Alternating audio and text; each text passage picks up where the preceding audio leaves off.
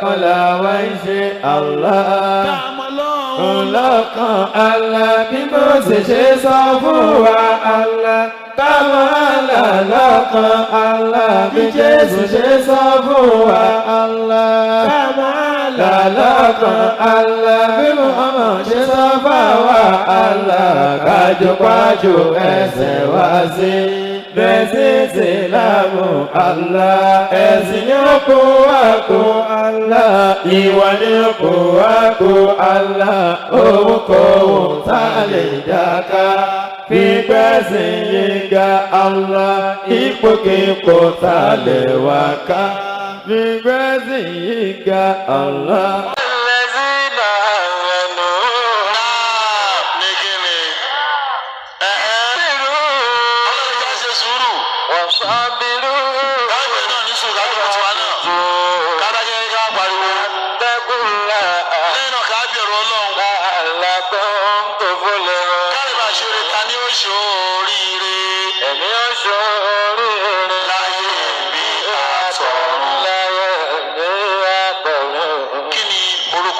Church wo ló ń lọ?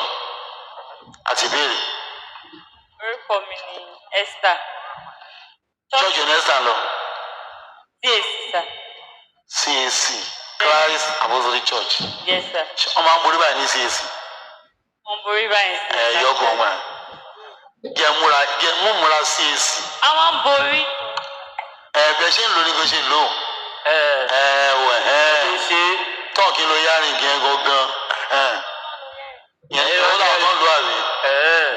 Tó mo máa ń ya sí ìsìnkú ládùúgbò àgbà kan wọn èlò yẹn. Ìgbé yẹrin kì í gbà ń. Wọ́n ti máa lo yẹrin kì í sìn. Àdúgbò. Now, kí wàá ní ìbéèrè? Ìbéèrè tí mo fẹ́ béèrè ni wípé actually mo béèrè lọ́wọ́ Mùsùlùmí kan bí òbí náà lẹ́nu ẹ jẹ́ sí mi. Okay. So mo wá béèrè lọ́wọ́ wọn wípé a jọ ń ṣe àríyànjiyàn lórí ọ̀rọ̀ kan ni. Okay. Torí mo ti gbọ́ ti pẹ́ tí àwọn Mùsùlùmí máa ń sọ wípé ẹrú ni àwọn jẹ́ sí Ọlọ́run. Bọ̀ kí tó lọ, eré àbúrò ti wá, ìtìrẹ́kọ̀ ìbí tí ẹ bọ́lọ̀ gbé.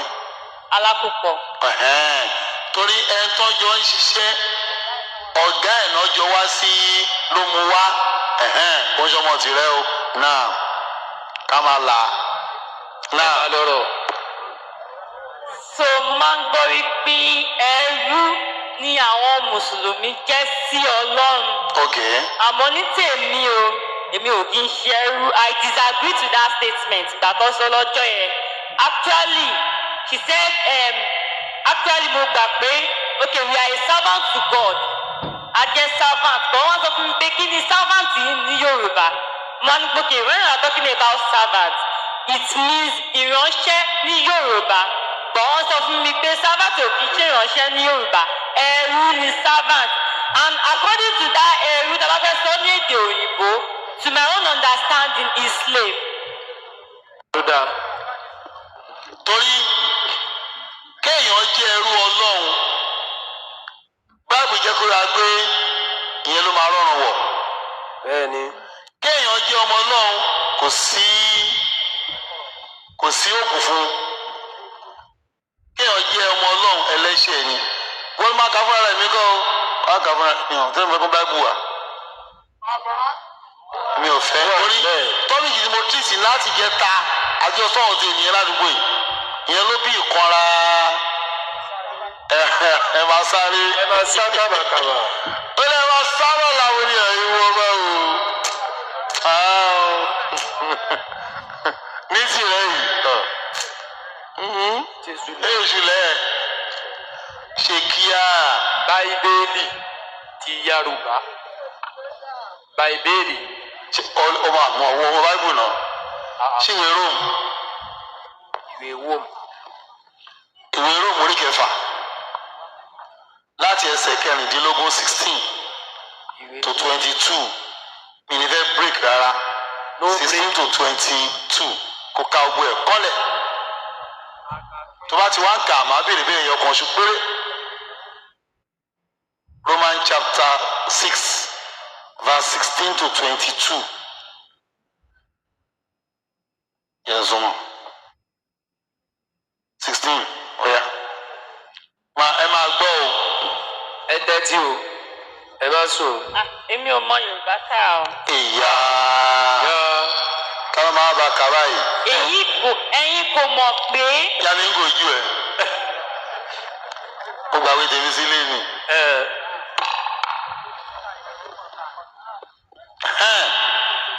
ẹ máa gbọ́ o. ẹ̀yin kò mọ̀ pé bẹ́ẹ̀ kó máa wù bá ṣe ń kà lọ ní ìmọ̀ Yorùbá kà o. ẹ̀yin kò mọ̀ pé ṣùgbọ́n ó béèrè bíi pé ṣé kò yé yín ni. máa gbọ́ o. ẹni tí ẹ̀yin bá ṣe kí ni jọ̀wọ́ ara yín lọ́wọ́ fún bí ẹrú láti máa gbọ́ tirẹ̀. ẹrú ẹni tí ẹ̀yin ń gbọ́ tirẹ̀ ni ẹ̀yin ń ṣe. ta ló ń gbọ́ tí fún Ọlọ́run àbíṣù? Ọlọ́run lèmi ń gbọ́ tirẹ̀. ẹ̀kú ti dáhùn màá wá gbọ́ ọ. báyìí wàá sọ pé ṣé Esther ò mọ̀ pé wọ́n dá mi lóhùn náà. ṣàwọn èmi àti ìlàjọ sọ̀rọ̀ sí i. ṣé ọkẹta lẹ́yìn yẹn ń sin àwọn wáwí? irọ́ ìwọ ni ẹrú làwọn ẹrú ṣiṣẹ́ ẹrú gbọ́dọ̀ yìí ni. ẹrú Ọlọ́run là. àwọn ajú ìwọ ni wọ́n jí àwọn ajá ajú ni. àjíyàn. láì máa forúkọ ẹ sí. ṣé Esther ò mọ̀ pé ọjà ṣe báyìí? ṣé ẹ̀yin ọmọ Ọlọ́run ò mọ̀ pé ẹni tí ẹ̀yin bá jọ̀wọ́ ara yín lọ́wọ́ fún bí ẹrú láti máa gbọ́ tirẹ̀, ẹrú ẹni tí ẹ̀yin gbọ́ tirẹ̀ ni ẹ̀yin ń ṣe. ẹrú ta lẹ̀ ń ṣe? Ẹrú ẹni tí ẹ̀yin gbọ́ tirẹ̀. ta ni wọ́n ń gbọ́ tiẹ̀? Ọlọ́run àbíṣù? Ọlọ́run lèmi ń gbọ́ kí tirẹ̀. ló wá jẹ́ sọ́lọ́run? Servant of God. irọ́ ṣe Yorùbá náà kà. ṣe mú ọjọ́ ní bóyá Yorùbá yẹn lèmi ò gbọ́ yé ẹ̀jẹ̀ àtúnkà.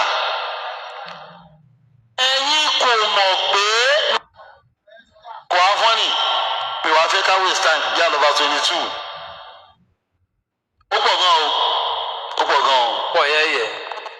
ó sì túmọ̀ yóò pọ̀ yẹn yẹn ìyàwó mi is plenty.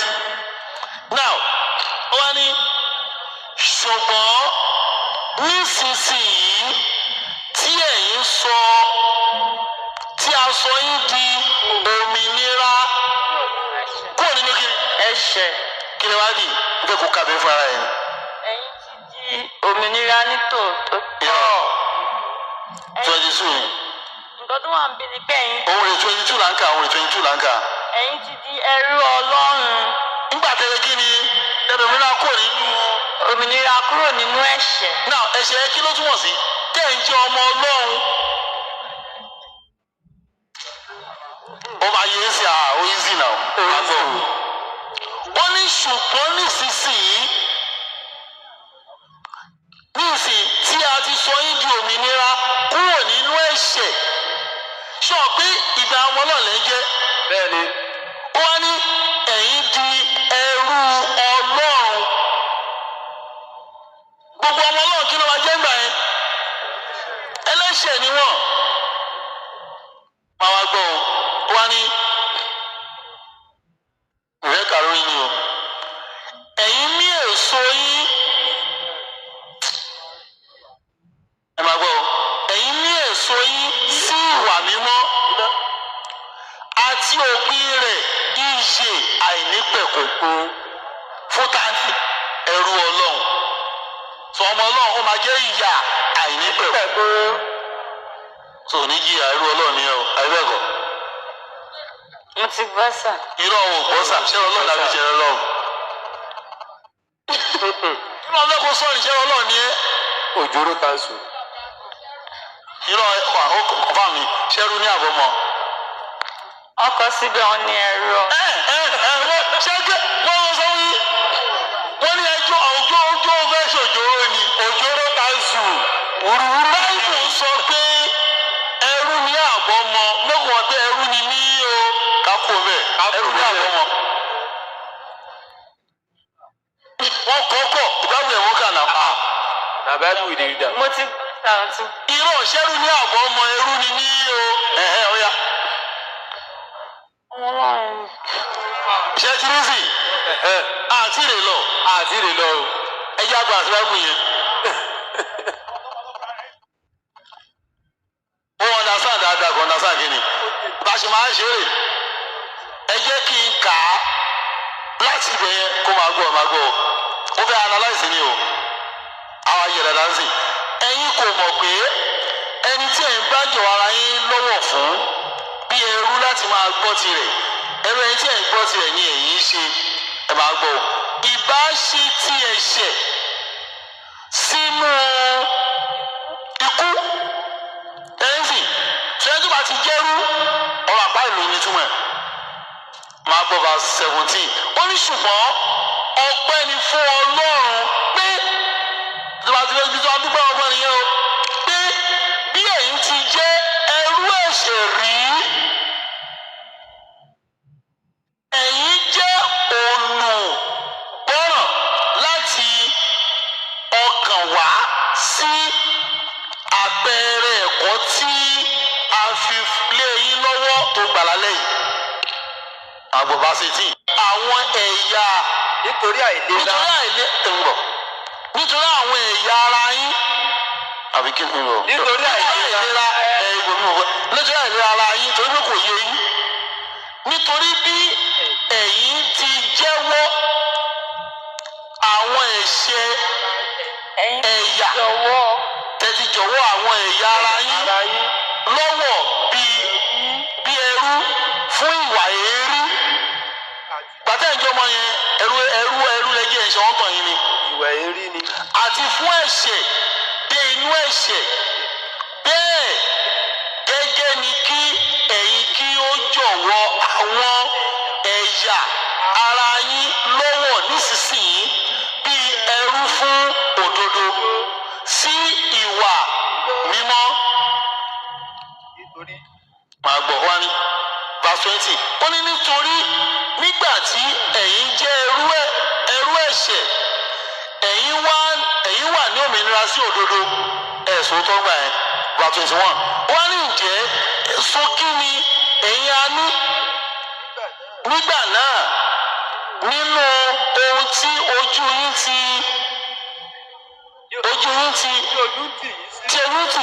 í sí nísìn wọ́n ní nítorí òpin nǹkan wọ̀nyí ikú ni ọ̀rọ̀ àpáàdì ni ó yẹ ṣàgbá ní 22 ń sìn pé ṣùgbọ́n nísinsìnyí tí a sọ ní dàmúrò kó nínú ẹ̀ṣẹ̀ tí ẹ̀ ń sì di ẹrú Ọlọ́run ẹ̀yin ní èso yín sí ìwà mímọ́ àti òpin kéèyàn jẹ́rú Ọlọ́run iyè àìnípẹ̀kun tó fẹ́ wọ náà ni ó fẹ́ wọ náà ẹrú ní àbọ̀ mọ́ nísì.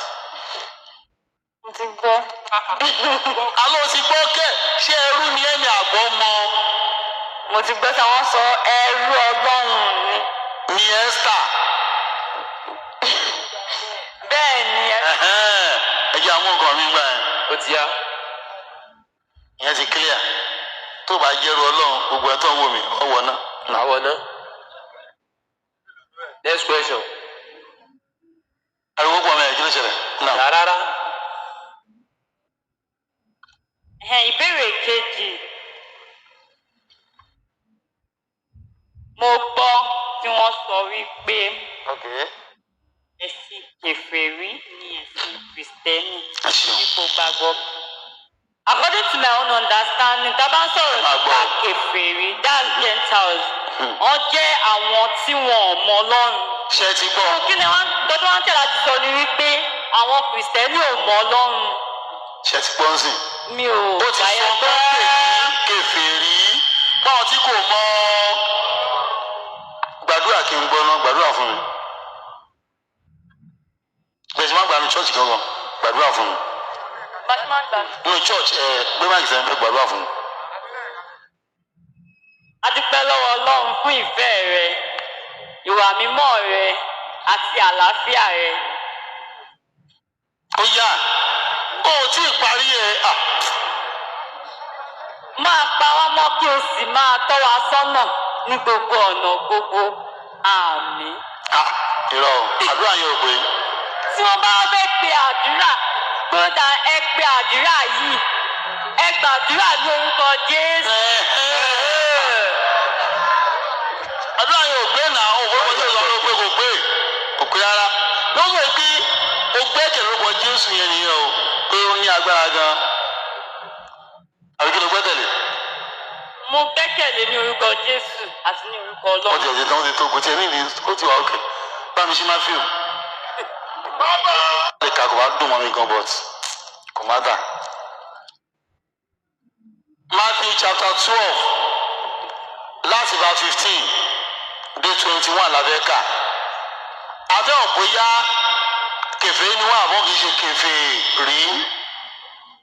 Under láti verse 12 15 jàre. This is 19 15 rẹ̀ máa gbọ́ bóyá. Nígbà tí Jésù sì mọ̀, ó yẹ ara rẹ̀ ká ló yẹ ara ẹ̀ kó mẹ́ẹ̀. Bí máa kìsẹ̀ nígbà àbí àwọn abẹ̀rẹ̀ kan bí gbèsè nù. Nígbà tí Jésù sì mọ̀, ó yẹ ká ló lo òòyì fún ká ló yẹra kó. Ó ní ìdílé ló bẹ̀ ni o pé ká dáhùn ká máa kó ẹ sọ àpò ní miss. Ó yẹ ká máa lo Jésù mẹ́ẹ̀ kò sí problem. Jésù yẹ ara rẹ̀ kúrò. Ọ̀pọ̀ ìjọ ènìyàn sì tọ̀ ọ́ lẹ́yìn ká lọ́tọ̀ lẹ́yìn. Ọ̀tọ̀ Jésù. Ọ̀tọ̀ Jésù lẹ́yìn fine. Ó ń bọ̀. Nílò àwọn mi ìfẹ́ gbé fúnra wọn ni. Ó sì mú gbogbo wọn lára. Ta ló mọ dáadáa? Jésù mú. Fine. Ó yá kí ló tó wá kù? Ó sì kìlọ̀ fún wọn pé kí wọ́n má ṣe fi hàn. Kí o má yẹ fi òun ta ni òun yẹn. Kí wọ́n má ṣe fi Jésù. Ó yá. Kí èyí tí a ti ẹnu wòlíì Àìsáyà wí kí ó bá lè ṣẹ pé. Nípa ta ni? Àwọn ẹ̀sọ́ ọgbà ìmọ̀ ẹ̀. Wọ́n sọ̀rọ̀ nípa Jésù. Wọ́n sọ̀rọ̀ nípa Jésù. Ó yá. Ìwé ìránṣẹ́. Ta ni ìránṣẹ́ yẹn tó lè fà sí? Jésù. Fẹ́ ká máa dín ní o Jésù. Náà. Ẹni tí mo yàn. Ta Ọlọ́run yàn. Jésù. Ó yá. Àyànfẹ́ mi.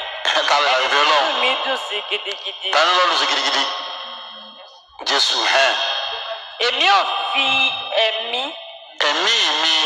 ẹ̀mí mi fún ọ. Fún ta ni?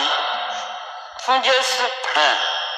Yóò sì fi ìdájọ́ hàn fún àwọn kèfèrí. Ta ló máa ṣe yẹn?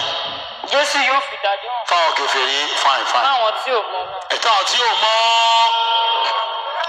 Good. Ó yá ẹjẹ́ àdákẹ́. Now òun 19 làwọn yìí ó yá. Ó yá.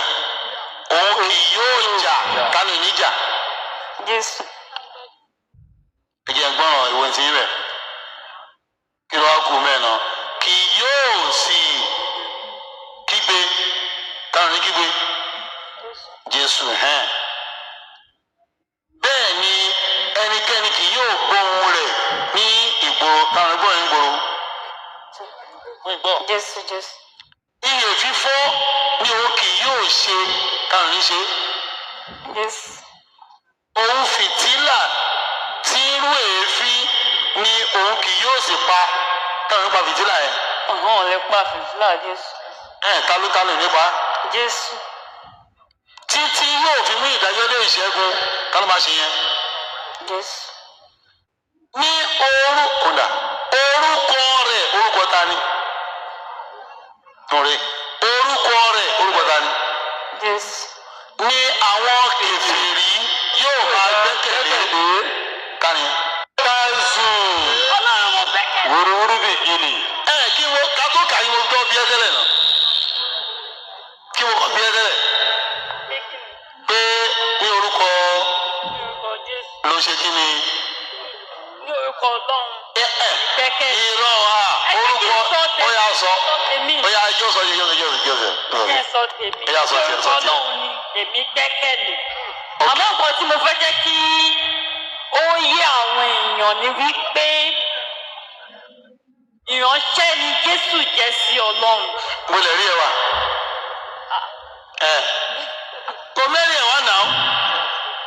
lè rí ẹ wà pé ìránṣẹ́ ni Jésù jẹ́ sí Ọlọ́run.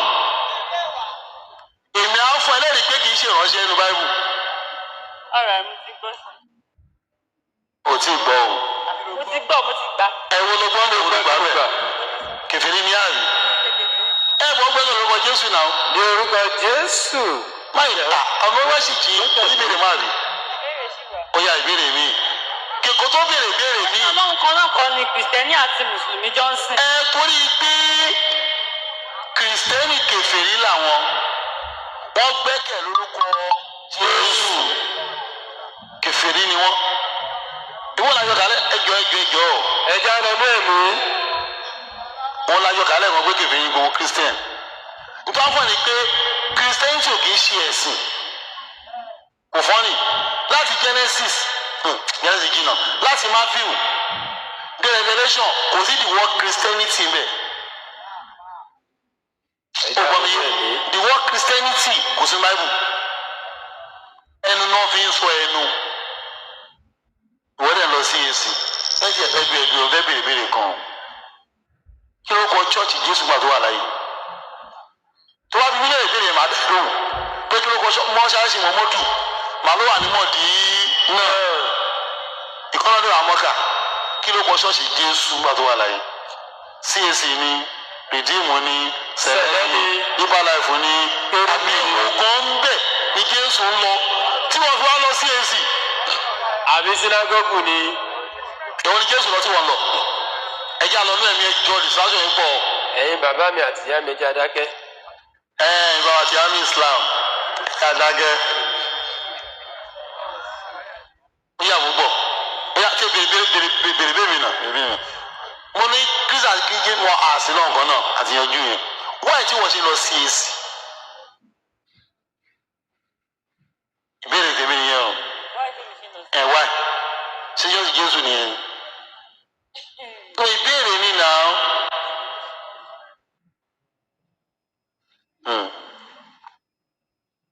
All right. Yeah, mo kàn fẹ́ mọ̀ ni o. Why do you have to go to CAC? Why? Why not Sele? Why not Kerubu? Why not Redeem? Why not Winners Chapel? Why not United Kings? Why CAC?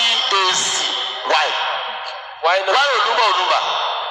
Guruma Ajina Wame? Why? Ocean your CAC? Why CAC? See, as a person, as a matter of fact, I don't discriminate churches. Àwọn ibẹ̀ náà ni mo máa ti ibẹ̀ náà ni màá ti bẹ̀rẹ̀. Okay. I don't discriminate churches because I believe we all serve the same God. Okay. We all serve the same God. Okay. But we just have different doctrines tí a tẹ̀lé. Níbo làwọn doctrine ti jáde wá? Bible kọ́ ni. Ọmọbìnrin yìí sọ lẹ́yìn rẹ funfun. Ọ̀dẹ̀ ní kọ́nà gbogbo ẹ̀. Wá choose CAC. Ọlọ́run wájú. Irọ́ ni àbòsí ni tí wọ́n fẹ́ sí náà kan náà. Àbòsí ó jẹ́ àmàgùn jẹ́ ó yẹ kó máa lọ wà á kó lọ sí ìsìnjọ Sunday ilé. Yes. Next week Sẹ̀lẹ̀. Yes. Upper week Kérúbù. Yes. Ìdímù. Wọ́n máa tọ́ ṣọ́ọ̀ṣì káàkiri. Torí ìṣòro mi ń sìn irú ẹ̀mí ń sìn. Mo lè kí irú ìjọ Jímọ̀ tó kọjá ń sìn ṣé mo ti kí n Ṣómólú. Èmi náà ń gbé Jẹ̀ṣà. Wíìkì tó ń bọ̀ mo lè lọ kí n ní Àjàngbàdì. Bẹ́ẹ̀ni. Lágége mo lè lọ sí Májà Lágége mo lè lọ sí Kúchúwẹ́ńjí. Wáì tí wọn ò tó yé CAC nìkan ìwọ́n lọ. Èmi náà lè lọ gbogbo àwọn chọ́ọ̀chì yẹn náà. Wọ́n lè lọ. Wọ́n ò sọ wípé chọ́ọ̀chì báyìí gangan ni wọ́n ti fi sílẹ̀ pé òkè CAC ó gbọ́dọ̀ máa lọ nígbèsí ayé kí wọ́n ní chọ́ọ̀chì Jésù gangan nú ẹ̀. Ta lè lọ? Ìwọ́n lọ sí èmi ò láti CAC sí ìṣẹ̀lẹ̀ lómi láì. Ọlọ́run kan náà láti jọ ń ké pè fún wa. Àwọn èkú wọn bá dá. Iye omi náà Ọlọ́run kan náà láti jọ ń ké pè. Iye òní pé torí wọn ọ̀rọ̀ bàtà kí wọ́n á ní pé Ọlọ́run kan náà kọ́ la jọ ń pé pè. Ọlọ́run kan náà láti jọ ń ké pè. Náà irú ọlọ́ màgbé irú Ọlọ́run lẹ̀ ń ké pè. Ṣègbésẹ̀ kan wà pé Jésù lọ́lọ́run. Ẹjọ́ sáyé. Jesus, you are mighty God. You are mighty God. Jesus, you are mighty God. Allah, you are mighty God. Heaven and earth bow before you. You are mighty God. Ṣé Jésù lọ́lọ́run? Máa fẹ́ sọ ní Yorùbá. wọ́n máa ní ọlọ́run ayérayé ọlọ́run. ṣé Jésù lọ́lọ́ ayérayé ló bẹ̀rẹ̀ ní ìwọ ló sọ́yìn pé Jésù ránṣẹ́ Ọlọ́run ni àbí ṣé ó lọ́lọ́ ayérayé ní ìsìn. ó dé mi gbọ́n jẹ́ láti sọ fún mi pé gbàtẹ́ ní Jésù mo ti fi tábà fẹ́ sọ ní Yorùbá máa ní ọlọ́run ayérayé. àní tèmi ń bèrè ni pé ṣé Jésù lọ́lọ́ ayérayé ṣé Jésù lọ́lọ́ ayérayé mo bèrè ni ṣé lọ́lọ́ ayérayé ṣọ́lọ́ ni Jésù. Sir, they work hand in hand together. That's just. irọ́ They work hand in hand irọ́ together. ṣé o ní aṣọ ṣẹlẹ̀ lé. sọ pé nísìn ń bọ̀. Bá jẹ́ pé yẹn ni mo ní. ìyẹn ti ẹ̀kọ́ tí wọ́n bẹ̀rẹ̀ pé nísìn ìwọ pé ìránṣẹ́ ni Jésù. They work hand in hand together. Kọ́ tèmi mọ́ ni. Ọlọ́run náà pé Jésù náà Ọlọ́run náà pé Jésù kò ń ṣe ìránṣẹ́ mighty God mighty God ṣé jẹ́ alágbára Ọlọ́run ni Jésù Ọlọ́run ni Jésù obìnrin ni o mo fẹ́ ká sá yanjú ẹ̀ ni o Ọlọ́run ni Jésù àbí táwa Jésù ṣé wọn má pa bátì wọ̀ ní jó bátì òjò pa bátì òjò yìí sì ṣọ́ọ̀kì yàn lọ́wọ́. ana ẹ má pa filẹ̀ bẹ́ẹ̀ now wọ́n á béèrè pé ṣé Ọlọ́run ni Jésù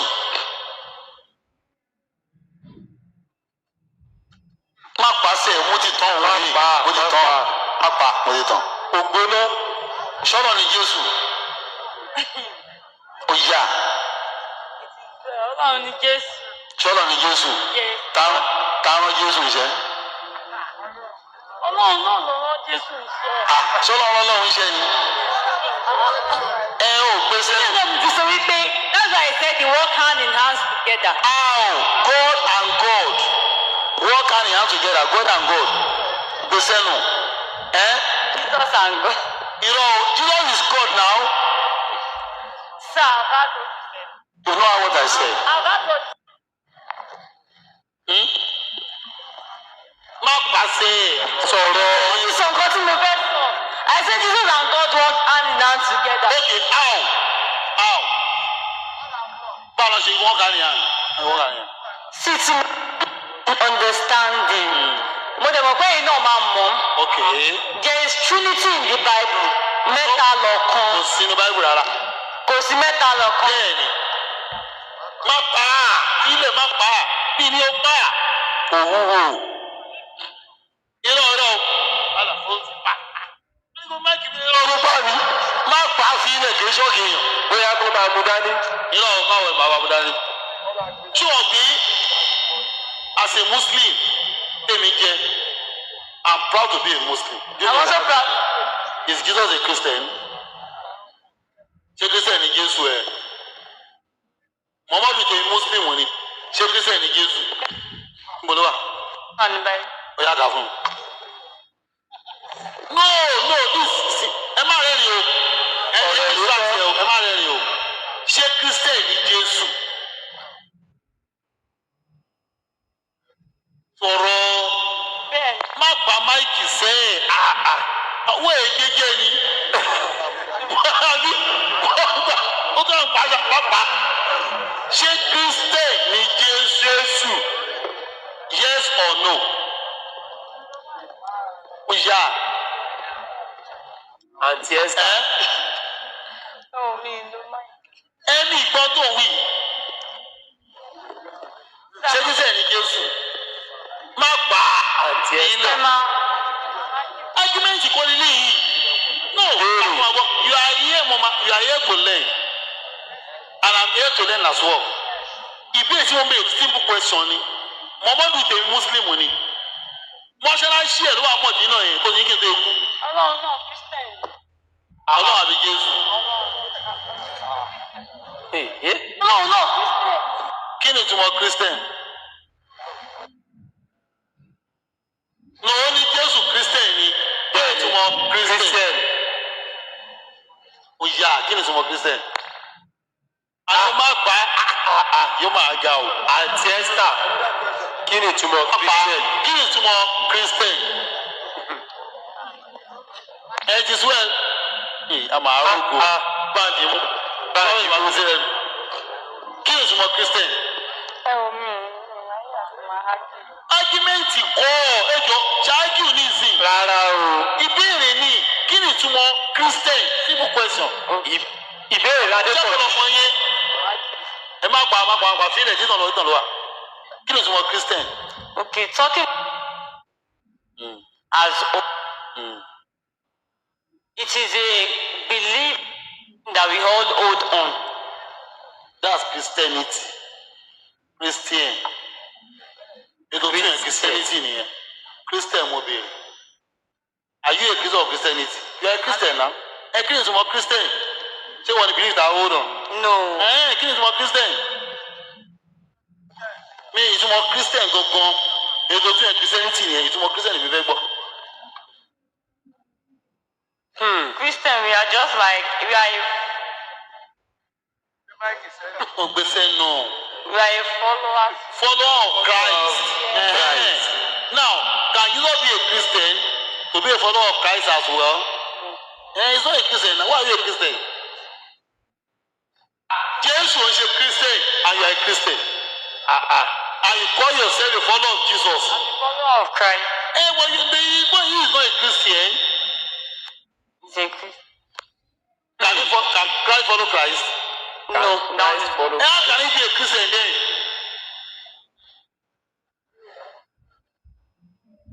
Oh, gbọ́ mi yé. Ṣé kíní kan wà tẹ́mi òkè ńlá ìfẹ́ àwọn ìmọ̀ àṣẹ? I can see you mú ebi ìwé gbogbo òjò bẹ́ẹ̀ ilé tó ti máa gbọ́. bẹ́ẹ̀ni. Òyìn tó lè sọ ti máa gbọ́. And it's all right. Wọ́n tún ṣe láì torí kíní kan wà. Bíbélì sọ̀rọ̀ kan ní Luke chapter 9 verse 27. Ó ní àti ọ̀fẹ́ láti kú ní ẹ̀kan. ajá àti ọ̀pẹ́ ènìyàn láti kú ní ẹ̀kan ṣoṣo àti lẹ́yìn ikú ìdájọ́. Now, tó lọ bá bí ẹ lọ́jọ́ ọ̀dájọ́ bí Esther, why are you Christian? Kí ló sọ fọ́lọ́ náà? Why am I? Then now, tó lọ bí èmi léèrè pé Jami, why are you a Muslim? My Muhammad was a Muslim. Mo máa lè jáde pé Muslim ni èmi náà tẹ̀lé. bẹ́ẹ̀ni. Tó bá ní Christian ọ̀la ni ṣé Christian ni Jésù? Jésù àbọ̀tà ni èmi ò ṣe Christian ni o, mo lè fẹ́ yà sí. Ó máa dì náà yẹn náà. Báwo gbàgbà pè fún Wàsíù? Lọ́jọ́ ọ̀dájọ́, Jésù máa dì náà yẹn. lọ́jọ́ ìdájọ́. Matthew chapter 7. 21 to 22 máa gbọ́. Okay. Matthew chapter 7. ẹni tí ń pè mí ní Olúwa, Olúwa, ìyá òwe ìjọba ọ̀run. bí kò ṣe. Prof, ó lóun mọ̀ yẹn tẹ́lẹ̀, ṣolúwa ni Jésù. Wọ́n ní kò ṣe gbogbo àwọn tó bá ń pè lólúwa ní olúwa ni àwọn yóò gbàlà mú mọ yẹn. Ẹ̀yin náà ó mọ̀ ṣolúwa ni Jésù. Kó lọ pọ̀ mọ́ ṣolúwa ni Jésù. Ọmọ tó sọ mí ẹni pé wọ́n má pè olúwa wọn nírí gbàlà ní tiwọn. Ọ̀gbọ́n mi yé, kò ń ṣe pé ẹ má fẹnu sọ pé olúwa ni Jésù irọ́ o. Ẹ má pè olúwa kò ní rọrùn wọ̀.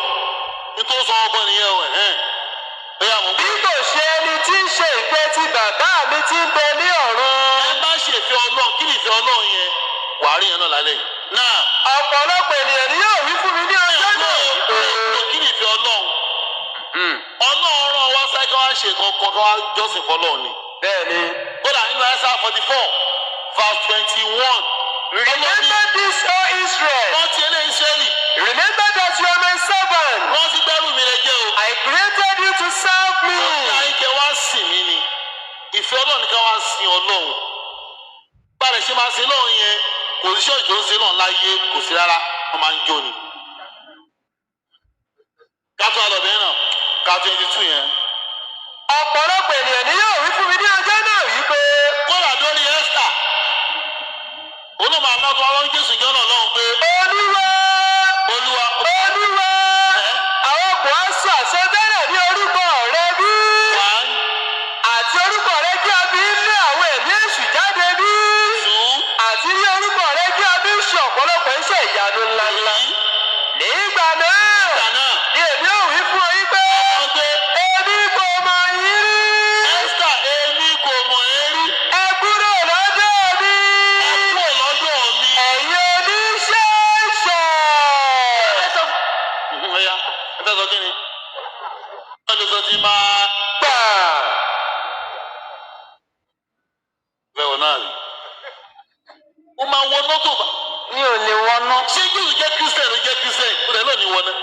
wọná. ṣé kírísẹ̀ ní Jésù? Mi ì lè wọná. ẹ ṣé kírísẹ̀ ní Jésù? kèfèrí ni ẹ̀ nà àwọn náà ti kálẹ̀ kan. Ẹ ṣe kẹfì. bó ṣe kèfèrí máa wọ̀ iná kọ́ ló máa wọ̀ ni. Tani. iná ni kèfèrí máa wọ̀. Àwọn tí ò mọ Ọlọ́run yóò wọná. Ọlọ́run wo ni wọ́n mọ̀ o? Oya, àbí Ọlọ́run wo ló mọ̀? which Ọlọ́run ṣé ìtókù tó jí ìdí nàbẹ́ wo? bẹ́ẹ̀ tó gbá létí. Ọlọ́run wo ló mọ̀? àbẹ́ ló sùn. ẹ ti ẹ̀dù o. kí ló láti inú Jésù náà? ó tún máa rí tí ẹ fún ẹ sùn tọrọ ni. àbí kan fún tíì gbígbóná. ó lè rò pé yín sọ̀rọ̀ jù ú lọ. Jésù náà tó fi lọ church. mo kàn fẹ́ ká fi yẹn rándọ̀. kí ló láti inú Jésù fi lọ church náà? kí ló láti. Oya, kí ló fi hàn ẹ́ pé à Jésù rèé o àti mo láyìí lára ẹ̀ rèé. Oya fún mi lẹ́yìn ọkọ̀ méjì àmẹ́ta tó fi lọ church. Nínú gbígbàgbọ́ nínú Ọlọ́run, àwa yóò gbàlà. báwo lẹ ṣe máa gbàgbọ́ nínú Ọlọ́run déèrè tó ṣe é gbàgbọ́ ni. Nǹkan tí mi mọ̀ ni wípé wọ́n ní pé ìwọ yóò mọ òtítọ́. Òtítọ́ yóò sì sọ ẹ́ di òmìnira. òtítọ́ ni ó wá mọ̀ tó máa fẹ́ dòmìnira. Òtítọ́ tí mo mọ̀ náà ni. èwo nìyẹn? nù bí èwo Jésù ṣe kírísítẹ́nì ẹ lòtítọ́. ẹ bá gbà wọn lórúkọ Jésù kèfèrí yẹn lòtítọ́. èwo ló mọ̀ ń bẹ̀ Èmi náà pé mo mọ òtítọ́. Òtítọ́ yóò sì sọ mí di.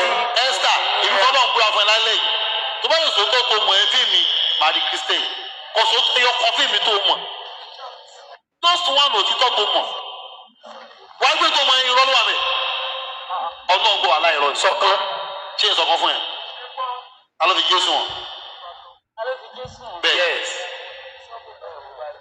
ẹ máa gbọ́ ẹ gbé bọ̀ mọ́ ẹ̀jẹ̀ adájẹ́ alọ́ fi Jésù hàn.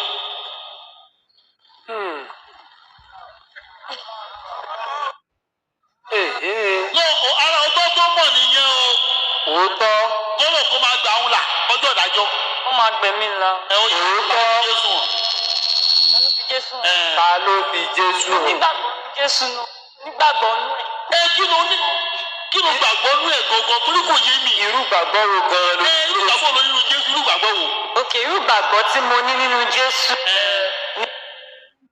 Gbàgbọ́ nínú Jésù torí mo nígbàgbọ́ pé kò sí nǹkan tí Ọlọ́run yóò lè ṣe fún mi. Ọlọ́run àbí Jésù. Ọlọ́run. èmi mọ́ o. Ọlọ́run. ó máa sọ pé gbogbo agbára. gbogbo agbára Jésù lọ́wọ́ rẹ̀ ló kí ló rà. kọ́ lọ́run nù ẹ̀. Èsì náà ń ṣe. àìwọ̀ kí ló kọ́ lọ́run nù ẹ̀. ọwọ́ Jésù wà náà. Ó ti lórí ìtọ́mọ. èwo tó nìyẹn o. Ọlọ́run mi mò wá. ọpẹ́ nìyẹn ọlọ́mọ wa dúpẹ́ orí àná ẹwà tó yẹ dàwọ́ orí ètò ni ẹ. Jésù náà ṣe rí ìfáà síbẹ̀ yẹn náà. gbàtọ́ ní gbogbo agbára kí òun gbogbo agbára. Gbàgbára. yóò tó Jesus. àwọn tí mo sọ tó Jesus. Okay, to God. Is it 3 God in 1 you are talking about here? That's why I said the work hand now.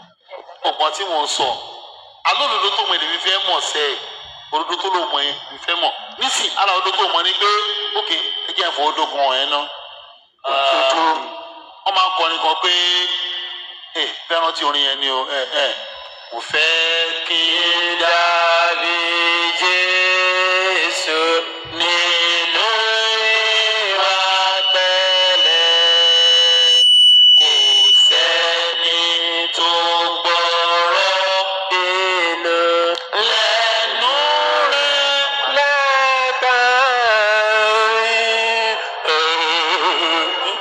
ṣé lóòótọ́ pé Jésù bínú rí kò sọ̀rọ̀ bínú rí ṣé òótọ́ pé Jésù bínú rí kò sọ̀rọ̀ bínú rí kò ṣe pè rí kò búyàn rí ṣé òótọ́ ni kò ṣá ẹjẹ adájẹ fílẹ̀ ó yá nígbà wo nìyẹn ẹ kí ló rí sí ọ̀rọ̀ tẹ̀sán lórí ẹ̀ lé nìyẹn ó lọ́wọ́ sọ̀rọ̀ lórí ẹ̀ lé ní iṣọ́ olórí sọ̀rọ̀ yẹn a ti sọ̀rọ̀ lórí ẹ̀ lórí bíṣọ̀ wa lè ti sẹ́tù ẹ̀. pé Jésù ṣe ẹ̀yin lẹ pé. ṣẹ́tù sí. mi ò táwọn bá ti sọ̀rọ̀ lórí ẹ̀. Kí lẹ sọ kò ṣe sọ jáde ní. onídìí sọ ẹ jáde. Bí èwo Jésù gbẹ́gi fún ṣé yín. Jésù ṣe pé ṣá. Òun mọ̀ bá orí ó ṣe pé náà. ṣépè fún gi. Ó ṣe pé fún kí náà. Kí dẹ̀ wọ́wé. Ó bẹ́gi fún èèyàn pé ó sọ pé aṣèrè ni ẹ́. Ó sọ bẹ́ẹ̀. Ẹ̀rẹ́ kò sọ bínú rí. òtítọ́ wo gan lẹ mọ̀ àti Esther. Wẹ́ òótọ́ tó mọ̀ yé mi o. Ó ti sẹ́wọ̀n. yóò mi. Wẹ́ kó máa yí ẹ. Èmi sọ tọ́lọ̀ rán mi. Sọ ju ẹ lọ. Ìwọ ló fẹ́ sọ̀rọ̀. Mo ti tì ẹ́ kó sọ̀rọ̀. O ò dẹ̀ fẹ́ sọ̀rọ̀.